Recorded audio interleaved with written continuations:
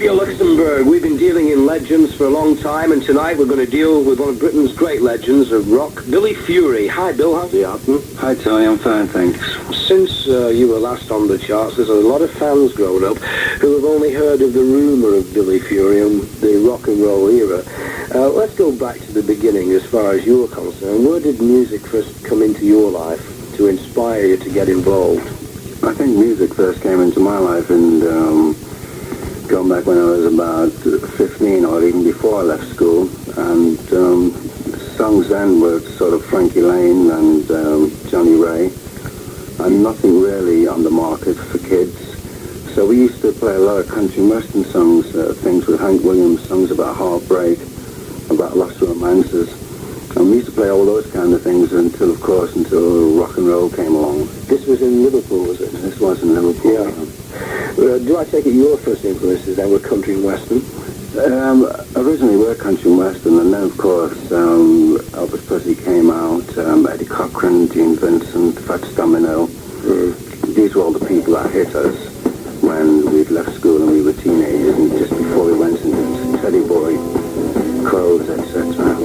Oh, the Beatles got on board the thing, you know, with Brian Epstein. That's a legendary story. But how does a young guy in Liverpool in the rock and roll days become one of Britain's great heartthrobs? How did you do it?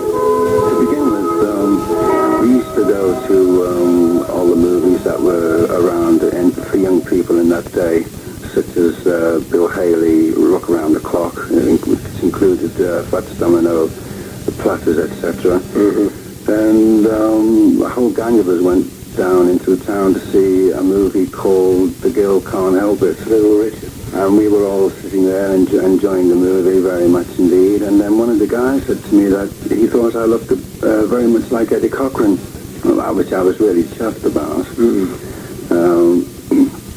So a few weeks after that, I decided to go to a second-hand shop and buy myself an old guitar, which I did. And then started to strum and try and play a few chords. And at the time I was working on the tugboats, and he was a chief engineer. He used to play bass. He taught me a few chords on the guitar, etc. And I couldn't play the guitar well. Tomorrow, Margot, and a few songs like that. Right.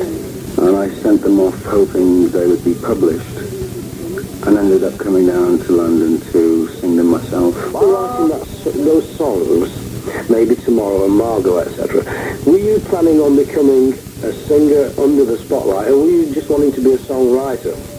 Just wanting to become a songwriter, and writing these songs because of certain crushes. I was always falling in and out of love like all young guys. Yeah. And I always thought I was having my heart broken when really I wasn't. It was just a crush. Yeah. I used to write the songs to get the whole thing off my chest. Is that right? So there was a Margot, in fact? Yeah, there was a Margot, and there was a Maybe Tomorrow. Fantastic. And there was a Colette, etc. But did Margot ever realise that you wrote a song for her? I think she did. I think she had to keep it real quiet. She was going out with the sailor at the time. And he's bigger than you. The sailor was huge. Anyway, I guess she knew it, but things changed, and I moved off from Liverpool, went down to London, and eventually I forgot all about her and fell in love with someone else. Every week. Was there a great sense of having escaped from that tugboat life and down to the depths of despair in London? I'm sure it wasn't all gold and glitter to begin with, was it? I thought it was very exciting just to get down to London even, and I hadn't been around very, very long. I did a few recording tests before I made the first record, which was Maybe Tomorrow, and almost immediately went on a rock and roll tour, which was headed by Marty Wilde, and that was the first show I had ever been on. Yeah. Rehearsed with the band, and suddenly I was on the road going to every city in town. Well, lots of them in Britain. I thought it was absolutely great, very exciting. Was it just yourself at that stage, or were you on a whole package with a whole lot of, Yeah, it was a package with a whole lot of guys. Willie Harris, etc. That's right, yeah. Of course, there was a 6-5 special on the telly in those days.